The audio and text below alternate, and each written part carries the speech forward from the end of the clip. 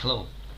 Using Google Docs is very easy to add some comment, just enough to select some text for comment, and by mouse click you can add comment, or also you can use the tool add comment, and you can write something here, and author of this document, owner, will get notification about it.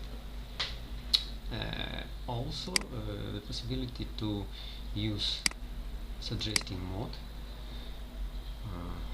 will keep the old version. So for example, I follow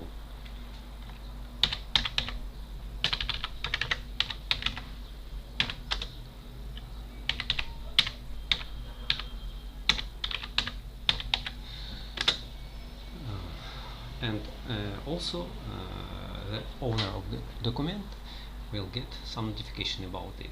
After he will accept or don't accept, it will be the choose if it will be new text or old text.